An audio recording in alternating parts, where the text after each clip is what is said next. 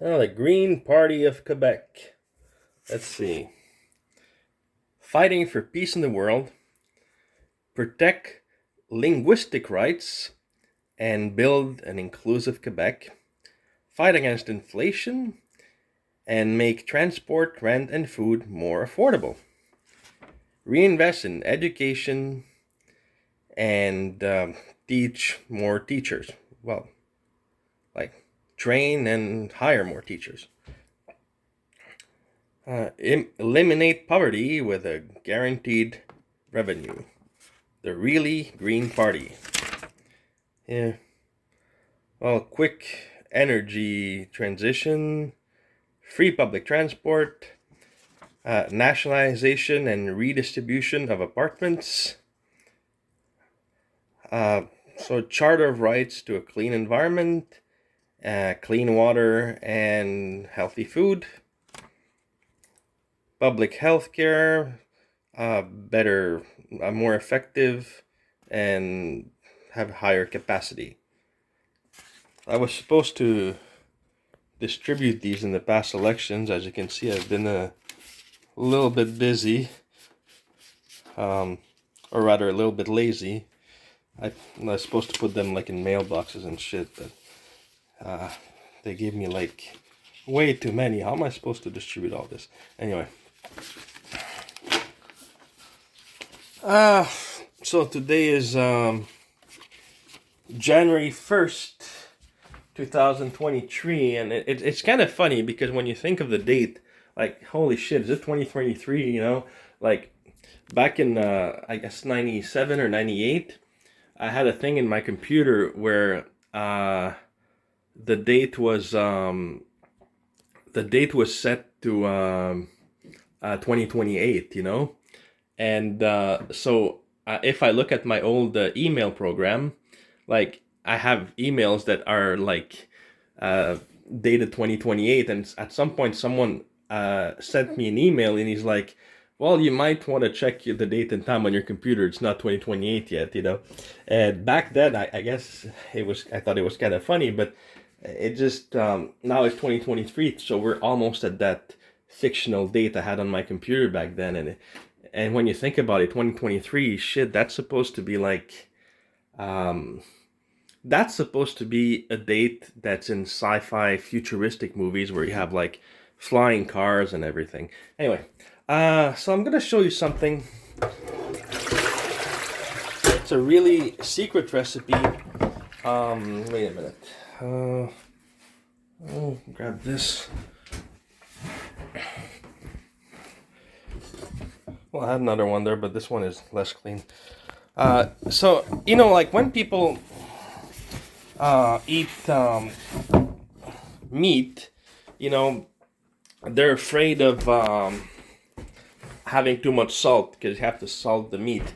But there's a way to have like the perfect ground beef, the best tasting ground beef you can ever have in your life, and it doesn't have an ounce of salt. And the key to this is coconut oil. Now, you can use coconut oil in a lot of things. Like you can make bread with it, and like you not make bread, but like you put it. It's like butter, you know. You take it in a spoon and you just put it over bread.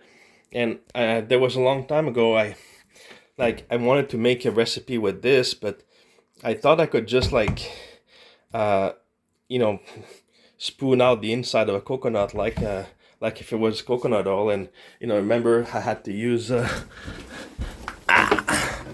this thing. Let me just get it out. There you go. To open the coconut a long time ago, remember? It flew all the way there and had like rotten coconut all over the floor. It was disgusting. That thing was like pink and shit is old. Anyway, so we use coconut oil. Let me just get my ground beef.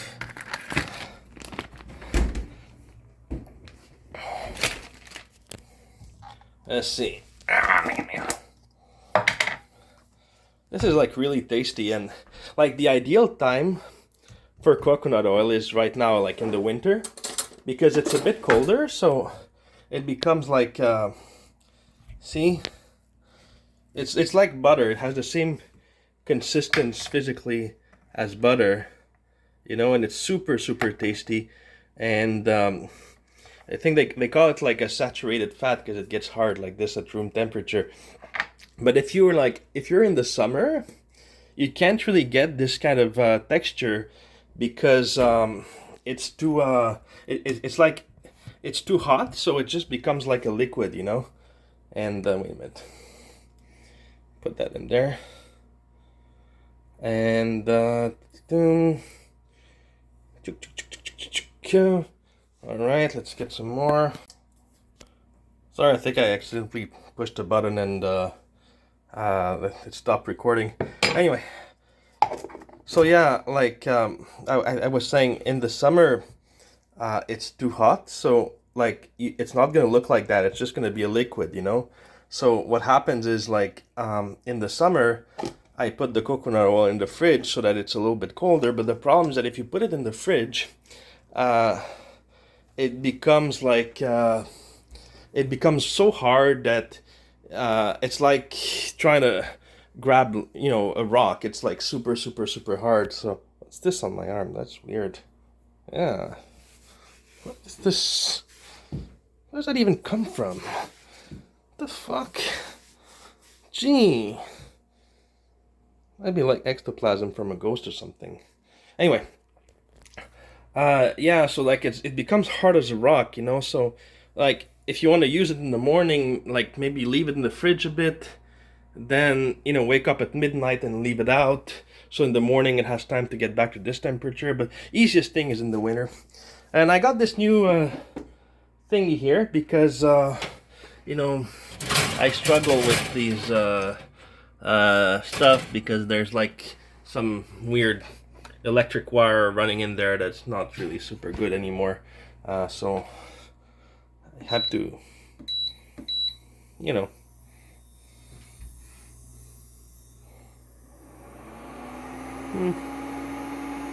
It's coconut oil, so you can't put it like, if you put it at like 10, it's gonna burn. You have to put it like 5 or 4. And let me just put the oil, the meat.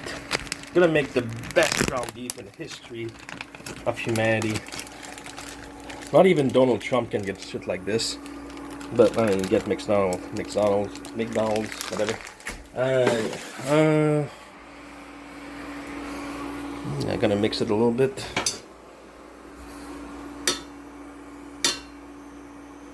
That thing's supposed to cut meat anyway. This is what it's made for. So. It's supposed to be human meat, but I guess it's compatible with, you know, ground beef either. Wait a minute. Shit, it's too complicated. I'm gonna use something a bit shorter than that.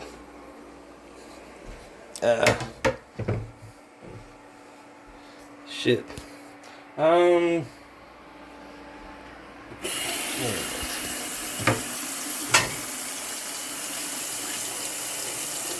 Yeah, I want to tell you guys about something.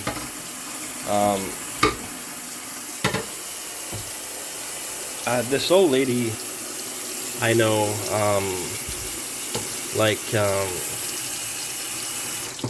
she has 2 daughters, and you know, she used to be this really sweet person, you know, very caring, very like a really very nice person.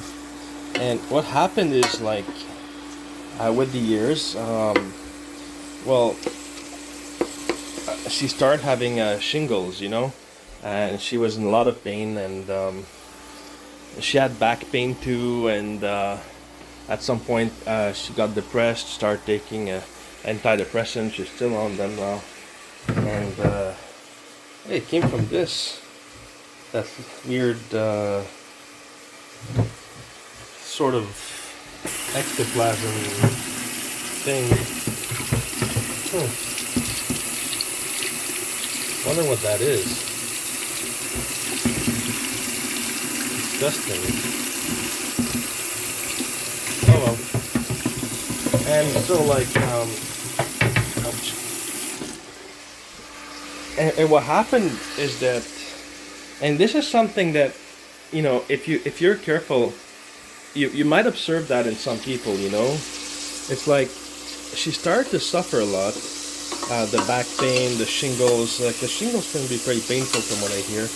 And you know, it's like one time, like one of her daughters told the dad, you know, that he could mix a little bit of bleach in water, you know, like just a tiny bit of bleach, and well, not in water, in oil, just a little bit of bleach, and give her a back rub, you know, with the oil that has like a little drop of bleach in it to help calm the shingles.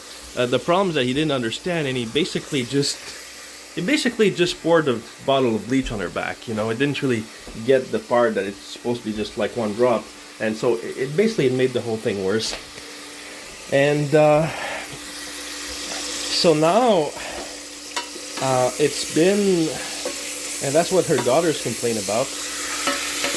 It's been like at least 15 years since she's asked either of her daughters like how they're doing. You know, how's it going at work? You know, how's it going at school? You know, how are you feeling? She hasn't asked that in decades, and it's just like, because every time they see her, all she talks about is her pain and her depression, and you know, oh, I feel bad, I'm in pain, and please do this for me, please do that for me. And you know, complains about, oh, when I was a kid that happened, and you know, like if you go to see that lady, and in the conversation you talk about yourself, you talk about something that happened to you, she's immediately going to oh yeah, this is sesame seeds, and that's super important for this recipe, because the mix of coconut oil and sesame seeds create like this super good taste. So you put a little bit of sesame seeds, and it's just gonna cook with the meat and the coconut oil, and that's sort of the secret to the recipe, the sesame seeds. It creates a taste that's just absolutely amazing. Anyway, so like if you even talk about yourself a bit, she's just gonna cut you off and veer the conversation to some pain that she has, you know, to something bad that happened to her, someone that lied to her in the past, someone that hurt her. It's always like that, and nobody can even talk about how they're feeling, because it just, like, she just cuts them up and veers the conversation to herself being depressed and having back pain and this and that. And you know, it's just like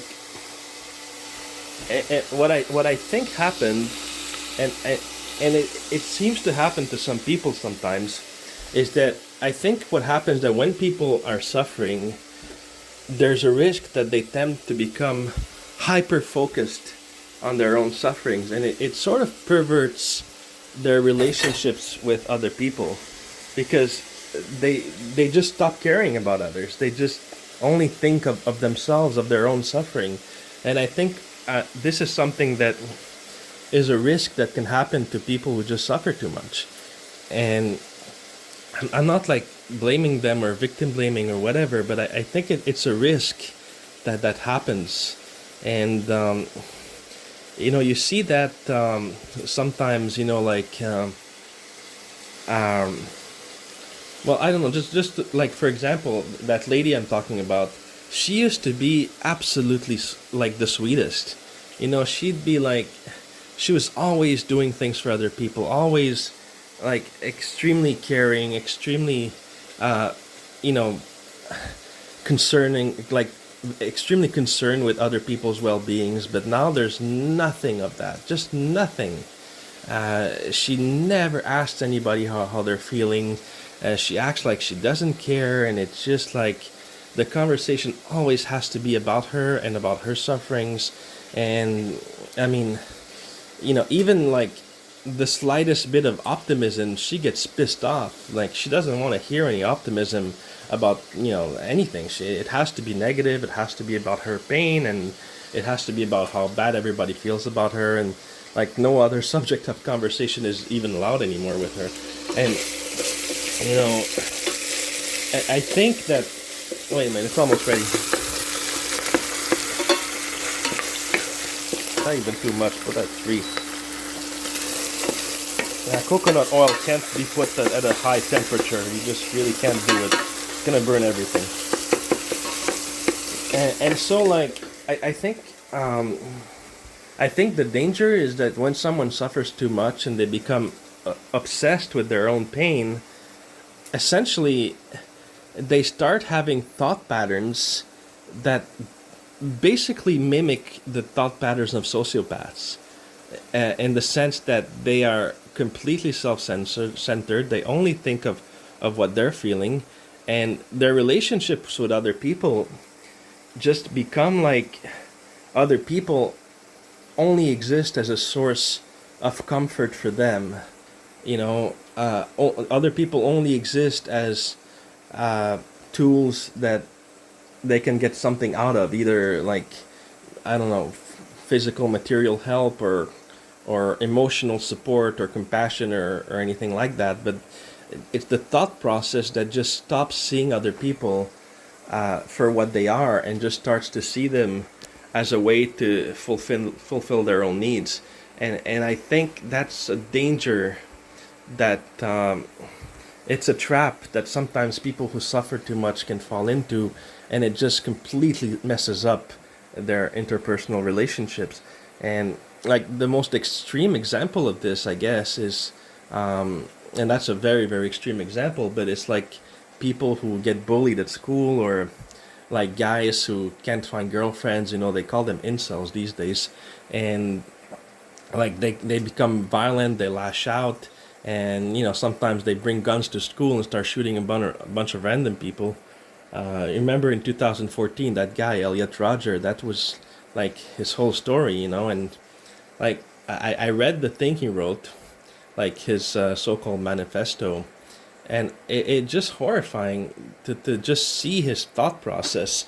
Because I mean, obviously the guy was in a lot of pain, obviously, but I mean, throughout the thing he writes, like, everything is centered on him.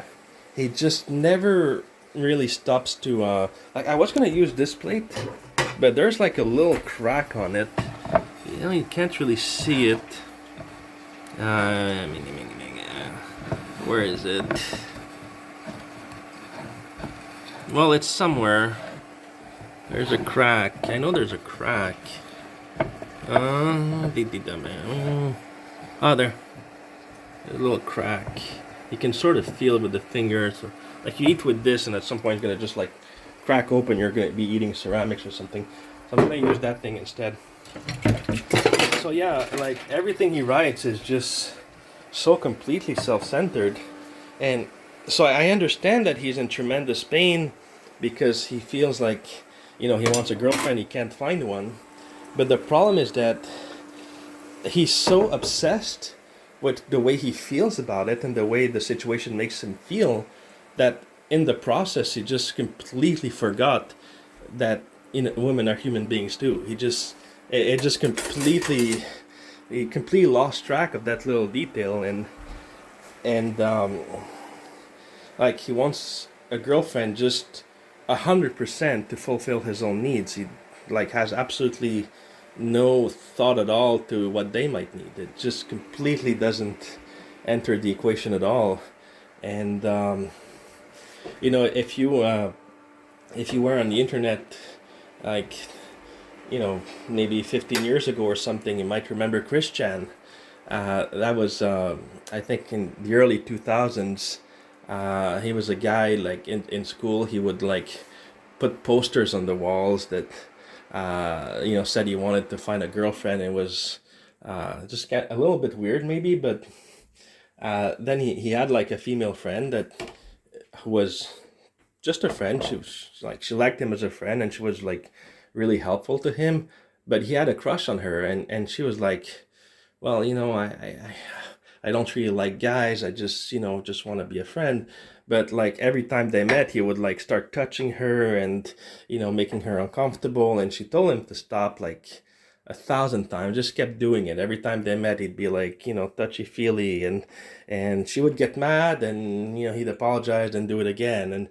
And then after all this, he drew he made a drawing of himself having sex with her and posted it on the internet for everybody to see. And she was like, what the fuck?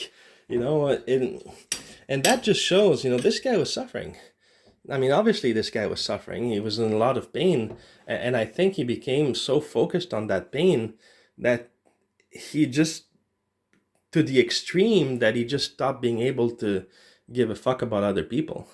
And he wanted a girlfriend, yes, but not for a give and take relationship. He wanted a girlfriend to fix his own suffering. So basically, he wanted to enter into a relationship with someone as a way, basically 100% in his own advantage, to fulfill his own fantasy. And I think that's something that, people who are in a lot of pain about things in life, or even just physical pain, that sometimes maybe it might be good to take a step back and not just, and maybe think about something else as well. And because if you're too focused on your own pain, you become a different person, and that different person might be something that you would have not liked to become. But I don't think they see it. I think maybe it's a gradual change or something. I don't know.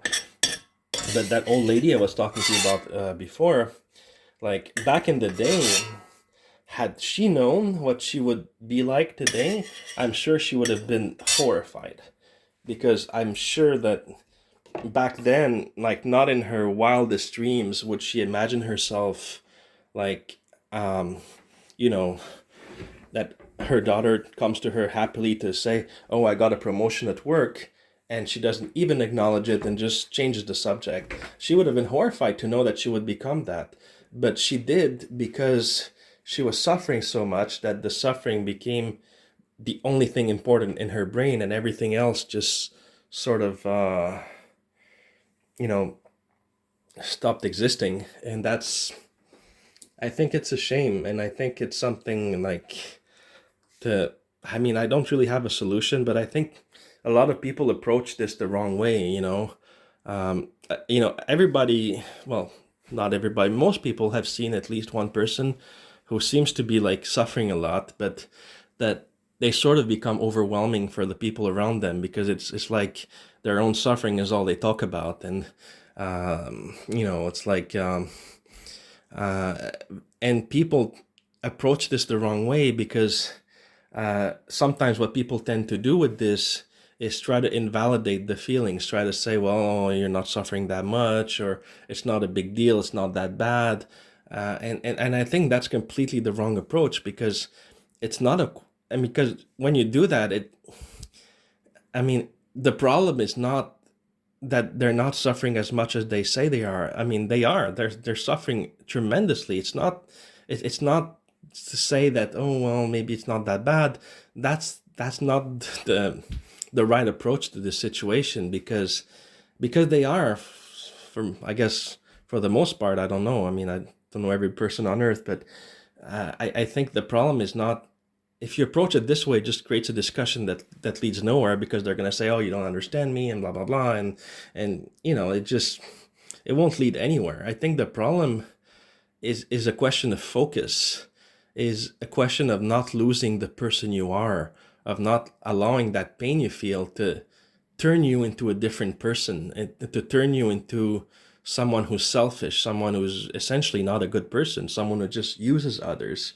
Like a sociopath would lie to you and manipulate you, try to steal your money, and that's not what these people tend to do. It's not the same thing at all. But the thought pattern behind it is to see other people as just a tool for your own interest, for your own satisfaction. And that's what the way sociopaths think. And the danger is to start thinking like that as well. And I think that's what happens to some people when they're so caught up in their own pain. They just stop caring about everything else and they start hurting their loved ones, and they probably don't even realize it. Anyway, just something to think about. Anyway, so let's see that. You can still see the thingies there. The sesame seeds. So let's taste. So there's no seasoning in this ground beef other than the oil that was used to cook it with and the sesame seeds.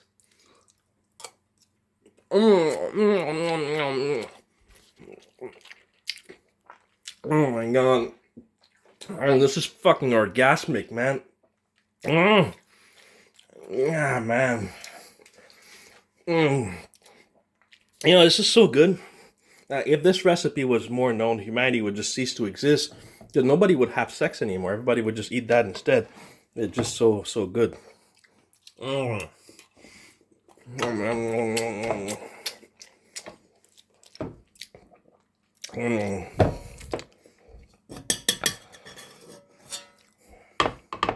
don't want to lose any of this shit.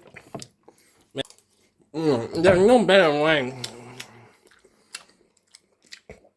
There's no better way to eat ground beef. There's just none.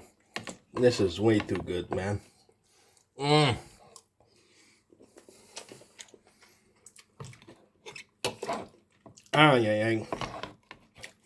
So, that's that.